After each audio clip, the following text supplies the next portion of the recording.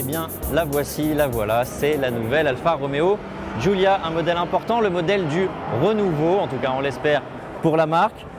On espérait avoir pas mal d'informations sur ce salon de Francfort, sur cette nouvelle voiture. On espérait un petit peu voir les versions un peu traditionnelles parce qu'en fait ici on a une version Quadrifoglio Verde et effectivement c'est le modèle un peu haut de gamme, effectivement le plus sportif de la gamme de cette nouvelle Giulia.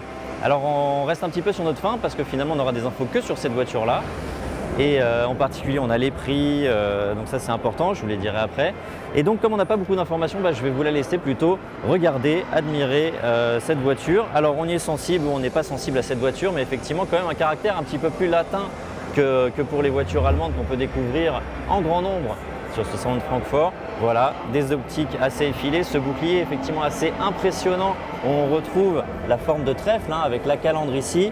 Et de chaque côté, on dirait comme les trois feuilles d'un trèfle, un petit peu écrasé. Voilà. Que ce soit sur le profil, effectivement aussi assez étiré, et à l'arrière où on a un design un petit peu plus, on va dire, consensuel.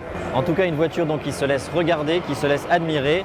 Et voici donc quelques images d'illustration pour vous.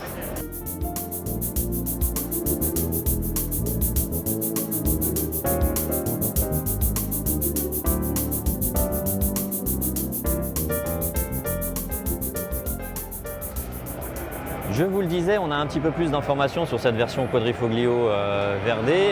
Alors la motorisation, on la connaissait déjà, je vous rappelle ses principales caractéristiques. C'est un V6 2,9 litres turbo, 510 chevaux sous le capot, un véhicule extrêmement performant puisque la vitesse maxi est à 307 km/h, le 0 à 100 est abattu en 3 secondes 9. Ça en fait l'Alfa Romeo tout simplement la plus performante de l'histoire de la marque.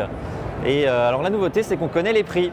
Les prix à partir de 79 000 € tout de même pour la version Quadrifoglio Verde et même jusqu'à 95 000 € pour une version Track qui a une présentation un petit peu spécifique avec des gros freins carbone céramique, ici un petit peu de carbone. Voilà, 95 000 €, c'est le prix de l'exclusivité, mais en tout cas c'est une Alfa Romeo qu'on attendait beaucoup et on va en attendre beaucoup et on espère aussi que les versions un petit peu plus sages seront quand même beaucoup plus accessibles pour le grand public.